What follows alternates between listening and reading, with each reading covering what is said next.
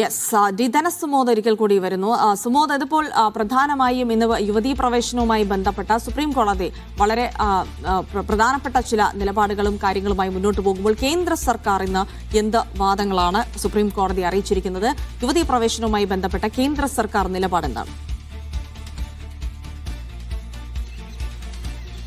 യുവതി പ്രവേശനവുമായി ബന്ധപ്പെട്ട് കേന്ദ്ര സംസ്ഥാന സർക്കാരുകളുടെ നിലപാട് ഒരു വൈരുദ്ധ്യമുള്ള നിലപാട് തന്നെയായിരുന്നു. കാരണം ഈ 2018 കേസ് നിലവിൽ വന്നു കഴിഞ്ഞപ്പോൾ ഈ യുവതികളെ പ്രവേശിപ്പിക്കണോ വേണ്ടയോ എന്നുള്ളൊരു കാര്യത്തിൽ കൃത്യമായ ഒരു നിലപാടെടുക്കാതെ ഒരു അഴകുഴമ്പൻ നിലപാടായിരുന്നു കേന്ദ്ര സർക്കാർ സ്വീകരിച്ചിരുന്നത്. പക്ഷേ ഇന്ന് കേന്ദ്ര സർക്കാർ നിലപാടിൽ കൃത്യത വരുത്തിയിരിക്കുകയാണ്. ഈ വിധി പുനഃപരിശോധിക്കണം, അതായത് യുവതി പ്രവേശനത്തിന് അനുകൂലമായിട്ടുള്ള വിധി പുനഃപരിശോധിക്കണം, അതിന് അനുകൂലമായ നിലപാടാണ് കേന്ദ്ര സർക്കാരിനെന്ന് സോളിസിറ്റർ ജനറൽ തുഷാർ ഇന്ന് കോടതിയെ അറിയിച്ചു.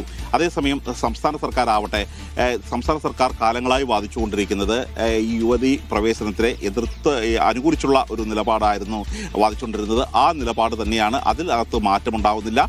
ഒരിക്കൽ കൂടി പറയാം, കേന്ദ്ര സർക്കാർ യുവതി പ്രവേശനത്തിന് എതിരായിട്ടുള്ള നിലപാടാണ് സ്വീകരിച്ചിരിക്കുന്നത്. സംസ്ഥാന സർക്കാർ യുവതി പ്രവേശനത്തിന് അനുകൂലമായിട്ടുള്ള ആ വിധിക്ക് അനുകൂലമായിട്ടുള്ള നിലപാടാണ് സ്വീകരിച്ചിരിക്കുന്നത്. ഒപ്പം തന്നെ അഡ്വക്കേറ്റ് കെ പരമേശ്വരനെ അമിക്കസ് ക്യൂറിയായി കൂടെ നിയമിച്ചിരിക്കുന്നു. അമിക്കസ് ക്യൂറിയുടെ ഇടപെടൽ എങ്ങനെയായിരിക്കും ഈ ഹർജികളുമായി ബന്ധപ്പെട്ട്? ഇത് ഇന്ത്യൻ നീതിന്യായ വ്യവസ്ഥയിൽ തന്നെ ഒരു സുപ്രധാനമായ ഒരു കേസായി മാറിയിരിക്കുകയാണ് ഈ ശബരിമല കേസ്. ഈ ശബരിമല കേസിൽ കേവലം ശബരിമല കേസ് മാത്രമല്ല ഇനി പരിഗണിക്കാൻ പോകുന്നത്. 9 അംഗ ബെഞ്ചിൽ അത് 5 മതങ്ങളിലെ ഒരു സ്ത്രീകളുമായി ബന്ധപ്പെട്ട തുല്യതയുമായി ബന്ധപ്പെട്ട കാര്യങ്ങൾ അവിടെ പരിശോധിക്കുന്നുണ്ട്. ഉദാഹരണത്തിന് മുസ്ലിം പള്ളികളിൽ സ്ത്രീകൾക്ക് കയറാം എന്നുള്ളൊരു കാര്യം ആലോചിക്കുന്നുണ്ട്.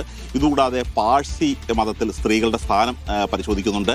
അതായത് ഇന്ത്യൻ ഭരണഘടന ഉറപ്പ് നൽകുന്ന തുല്യത എന്ന് പറയുന്നത് ആർട്ടിക്കിൾ 14 അതേസമയം തന്നെ ആർട്ടിക്കിൾ 25 വരുന്നത് മതസ്വാതന്ത്ര്യവും ആചാരവും സംരക്ഷിക്കാനും പാലിക്കാനുമുള്ള ഒരു അധികാരമാണ്.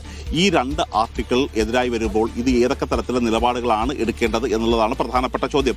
അതുകൊണ്ട് ഈ കോടതി, ഈ 9 അംഗ ബെഞ്ച് ഇത് തീരുമാനമെടുക്കേണ്ടത് ഈ മതപരമായ കാര്യങ്ങളിൽ, ആചാരപരമായ കാര്യങ്ങളിൽ എവിടം വരെ സുപ്രീം കോടതിക്ക് ഇടപെടാം, ഈ തരത്തിലുള്ള ചോദ്യങ്ങളാണ് ഭരണഘടനാ ബെഞ്ച് 9 അംഗ ബെഞ്ച് തീരുമാനമെടുക്കേണ്ടത്. ആ തരത്തിലുള്ള 9 അംഗ ബെഞ്ച് ഇനി രൂപീകരിക്കാൻ പോവുകയാണ്. കാരണം നേരത്തെ 5 അംഗ ബെഞ്ച് 9 അംഗ ബെഞ്ച് ഇക്കാര്യങ്ങൾ ചർച്ച ചെയ്യും എന്ന് പറഞ്ഞെങ്കിൽ പോലും 9 അംഗ ബെഞ്ച് നേരത്തെ രൂപീകരിച്ചിരുന്നു. പക്ഷേ ഈ 6 വർഷത്തിനിടയിൽ മുതിർന്ന ജഡ്ജിമാരടക്കം ചേർത്ത് രൂപീകരിച്ച 9 അംഗ ബെഞ്ചിൽ ഒരാളൊഴികെ ബാക്കി എല്ലാവരും വിരമിക്കുകയായിരുന്നു ചെയ്തത്.